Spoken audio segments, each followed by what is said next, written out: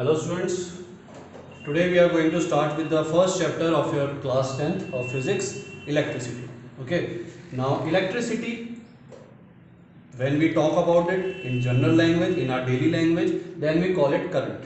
Okay, but current is not the right description of this word electricity. Current is just a part of electricity.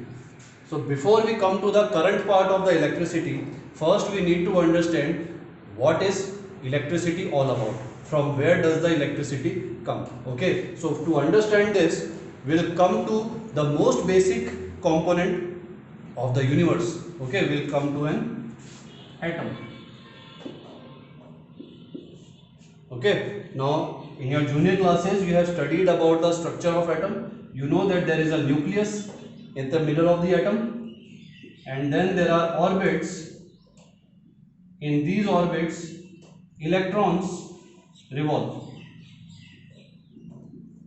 Okay, these orbits electrons revolve. There is a nucleus at the center.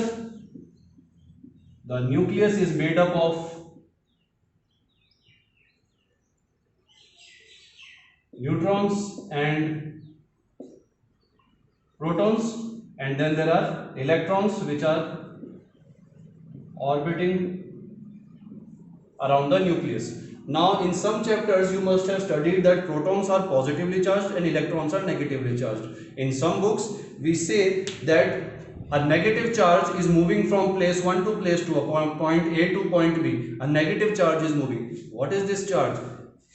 Is electron a charge? Is proton a charge?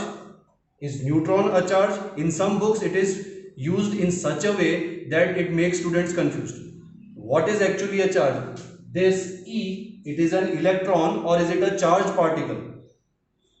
Proton, which we generally denote with P, this P is whether it is a charge or it is a particle. What is it? So to understand this, always remember that charge is not a particle.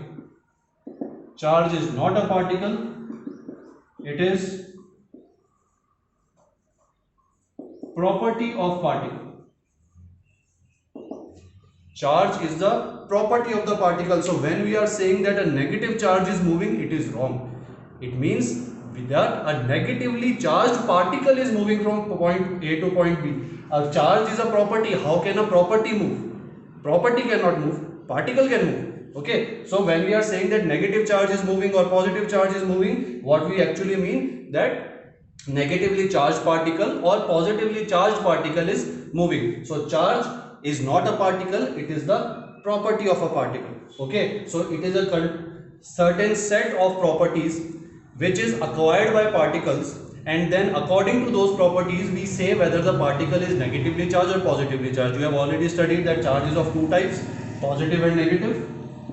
Okay, so these are two kinds of different properties of particles. If the particle has this kind of properties, positive kind of properties, we say it is positively charged. If it has negative kind of property, we say negatively charged. What are these properties actually? They come in higher classes, so we are not going to discuss that here. Okay, here just understand that charge is a property, it is not a particle, and charge is of two types. These properties is of two types, positive and negative.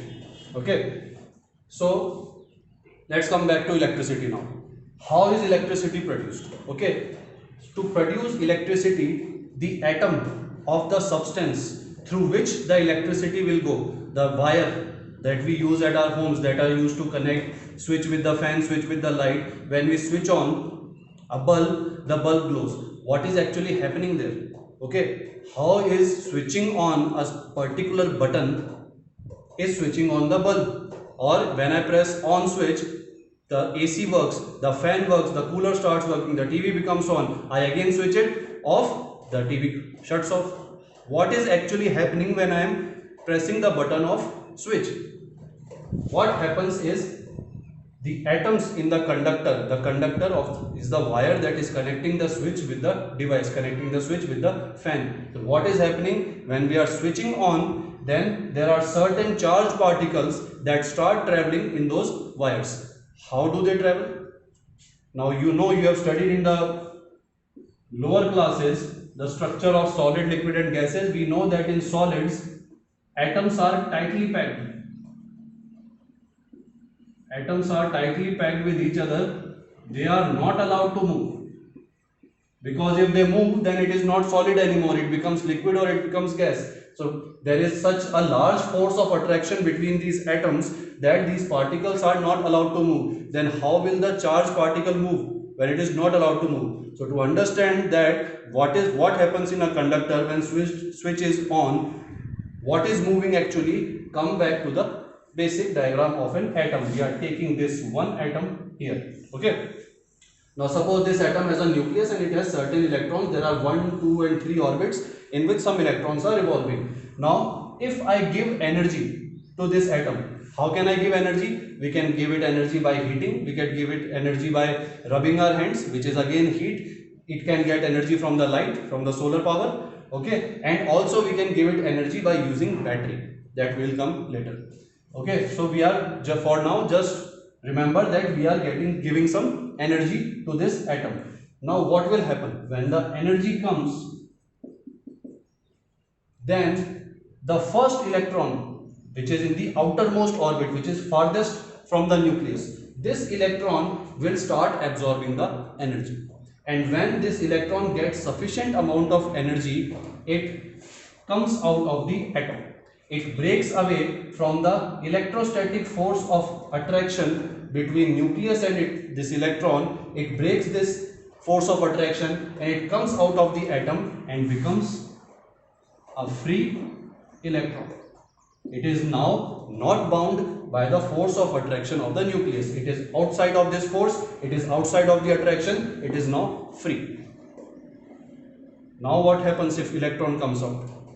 Suppose this particular atom had 10 protons. It had 10 protons and 10 electrons. It had 10 protons, 10 electrons, 10 positive charge, because one proton is plus 1 charge. So 10 positive charge and 1 electron is minus 1 charge. So 10 minus charge. This is the initial condition of the atom before we gave the energy. Okay. So plus 10 charge and minus 10 charge, they cancel each other. So the overall charge is on the atom is 0. So we say that the overall charge on the atom is 0. That means it is neutral. There is neither positive nor negative charge. There are equal positive and negative charges. They cancelled each other out and now the charge is neutral. Charge is 0. Okay. But what happens when we supply the energy? This electron came out. Now the number of electrons is not minus 10 anymore. It is the amount of charge is not minus 10 anymore. How much it is? 1 electron left. Now the charge is minus 9. But the protons are still the same. Plus 10. Now what is the overall charge? Plus 10 minus 9. What is the overall charge? Plus 1. Now we say that this atom is positively charged. And how much charge it has? It has a charge of 1 plus 1. This is how we measure charge. That will also come later on. Okay, for now understand, if one electron is removed, that means one minus charge is removed and now the charge on the atom is 1 positive. Okay, the atom is positively charged.